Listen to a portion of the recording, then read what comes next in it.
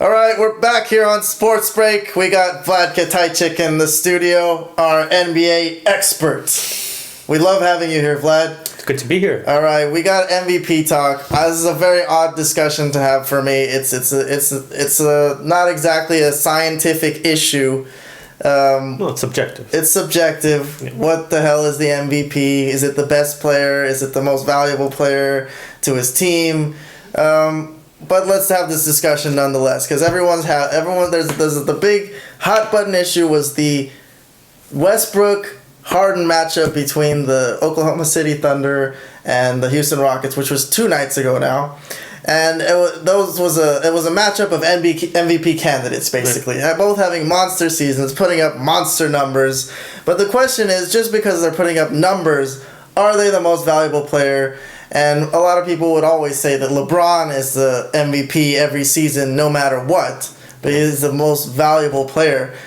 We'll start with West. Before we get to LeBron and Durant, what about Westbrook and Harden?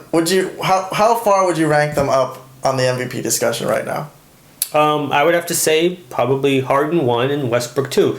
The only reason well, look, I like Westbrook more. I think he's a superior player to Harden, but I think it does matter where your team is. I mean, if you're a 7th place team, like currently the Thunder are, they're in the 7th seed, I don't think that should qualify you for MVP. It's never been before. I don't think it's ever been. There's been seasons where Kobe Bryant has had amazing seasons, and his team was like a 7th or 8th seed, and he was nowhere near the MVP consideration that season. So, I mean, why should that change now? Yes, but this season, Westbrook's numbers are off the charts. In terms of historically, yes. He's up there with some of the greatest players of all time. Yes. He's had streaks. His MVP streak was up there with his triple-double streak, as I got interrupted, was up there with Wilt Chamberlain's. He almost tied his triple-double streak of consecutive games. Right. And his numbers are just astronomical. Even if he wasn't on a playoff team, he's going to be in the discussion. But the question is, to me, is it all about numbers, or is it really just what you mean to your team? Well, what would your team be if they didn't have you there, if they replaced you with someone else? Well, right. It's a combination of both, because what would the Thunder be without Westbrook? They would be one of the worst teams in the whole league, right? Same thing with the Rockets. They're built around Harden's talents. Now that Dwight Howard has left, it's completely. I mean, it was always his team anyways, but it's completely his team now. There's no other player that he has to fight with ego-wise. It's control of the team. It's his team. He basically goes however he goes. There's some good solid players around him, Trevor Ariza, Eric Gordon, whatever. But it's his team. Westbrook, now that the Durant left, it's his show. He has the ball and he does whatever he wants with it. So without those guys, those teams would be very, very bad. So of course they're very valuable to their team. Okay, and to preview our next segment a little bit, because we are just talking about offensive numbers. They're putting up monster offensive numbers. There is 2 sides of the ball. There's a defense. You're playing defense half the time. James Harden, not known for his defense at all. I don't really see him ever winning an MVP because he doesn't really buckle down on defense. He's embarrassed and embarrassing at times on defense. So personally, I don't think James Harden should win the MVP. I think it's LeBron James every single year, basically, because he is the best player. He's the engine that runs the team in Cleveland. And without him, and if they replace him with anyone else, they would not be as good. So for me, it's LeBron. What about Durant, though? Durant is on Golden State now. He's got a crazy amount of talent around him. He's putting up monster numbers as well. Better than Steph Curry. Mm. It's almost becoming his show and not the Steph Curry show anymore, which is probably better for them, because at the end of last season when they couldn't figure anything out, it was Curry just jacking up threes, behind the back, dribbling and jacking up 40-foot threes. Yeah. So what about Durant? Is he in that discussion as well for MVP? He's in the discussion, but like you said, with all the talent around him, with Curry and Thompson. Is that his fault, though, that he has talent around him? Well, he knew where he was going, right? He knew what team he was going to. It's not like he knew that he probably would not win. So because he chose a team that was really amazingly stacked, it's his fault, and now he can't be in the MVP discussion, no matter how good he is. Yeah, pretty much, because unless he does something like amazing. I mean, he's playing great ball, but I mean, there are players that are playing better than he is this season. That's one. And second, I mean, he's playing with a former MVP and guys that are putting up 50 points some nights, 60 points. I mean, come on. I mean, yeah, he's having a great season, and they're going to be the top seed in the West most likely, though the Spurs are literally right on their tail. They better be careful. So, I mean, but outside of that, I don't think he should be MVP because he's playing with so much talent. I mean, a former MVP in Curry. Yes, Curry's not having the greatest year, and Curry's willing to sacrifice for the good of the team, having Durant be the leader, being the guy, because you want Durant to feel comfortable on this team. A lot of people were worried, not worried, but at least like thinking like, hey, how is Durant going to fit in with this team? And Curry and Thompson have put all that to bed. They made sure that he's felt comfortable and he's the guy, so his ego is not bruised at all. And I think it's worked out for the most part. We'll see, obviously, if it works out at the end of the season, if they win the championship or not. But, I mean, I don't think Durant should win MVP because of the players around him. All right. Well, just to wrap up this segment, we don't want to talk all day about this, but who do you think will win the MVP prediction at the end of the season?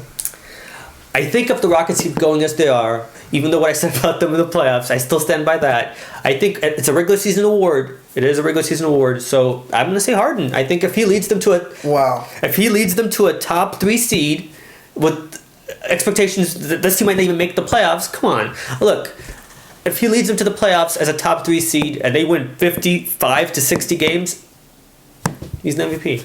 James Harden, the MVP. I never thought I'd see the day. I personally think Westbrook is going to get it. His numbers are just too monster, they're too massive. I think he'll just get a lot of MVP votes. I don't agree with it. Like I said, I would vote for LeBron James personally, but I think Russell Westbrook is going to get it. But do you think Westbrook deserves it if his team is a 7th or 8th seed? I don't. I say LeBron deserves it. No. He's the MVP. He's the best player in the league, and he should win the MVP. Every year. Yes, and there's plenty of people who agree with me on that. So even if Jordan didn't win every year, this guy should win the MVP every year. Yeah, I think so. I mean, Jordan. Karl Malone was a pretty monster player himself. I mean, you can't really argue with Malone winning it a couple of times. Or Barkley. Yeah, but Malone was a player, the best player on the best team in the West, who were a pretty awesome team themselves. I think you can't really compare that to today's game. Right. I mean, not to say that Westbrook doesn't deserve to be the MVP because his players on his team aren't as good and they're a 7th seed, but I just don't think he should be the MVP because, I mean, he's up there. He's up there for the MVP, but LeBron James is more valuable. If you trade them, you flip places, right. The Thunder would be a much better team. He would make them a better team. They would play better team basketball, and maybe the numbers wouldn't be as good, but he's more valuable because he can run a team, and he would make them a better team. They'd probably be in the top 4 discussion in the West, looking for home court advantage. Well, yeah, I agree. He is the best player in the league. That's without question. But does that mean that he should be MVP? Since he is the best player in the league. If he performs, yeah, and he does perform. His numbers aren't crazy. Right. Maybe he might end a game with like 23, 7, and 6. Right. But at that point, the game's already wrapped up. He's played the game so well, and he's run the offense so well, and he runs the system so well that even if he doesn't put up a number, when another player scores, it's because of his presence on the floor. That's why he's more valuable. He opens up space on the floor, and I personally think he should be the MVP. You need to look at it more than just the numbers. It's not all about numbers. Sometimes people get triple-doubles just because they're chasing a triple-double. And they're just, passing just to get an assist, just so they could get a triple-double. It's not all about numbers. It's you have to eyeball it and see who you think actually makes his team better. In my opinion, they don't do that enough in the NBA for the MVP voting.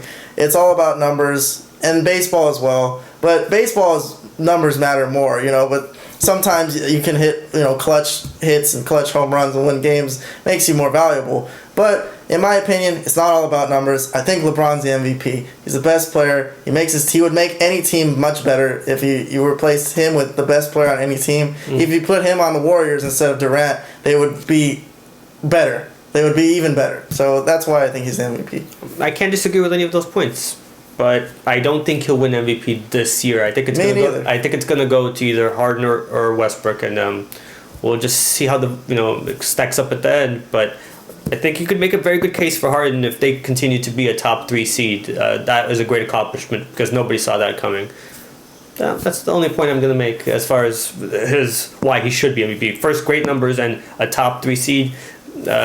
He's got to be right there with consideration. We're gonna save this for the next segment, but he doesn't play any defense. But nobody plays defense now, and that's gonna be our next topic: is the crisis in the NBA that is the fact that nobody plays defense anymore. So we'll be back in a moment. We're gonna talk about that.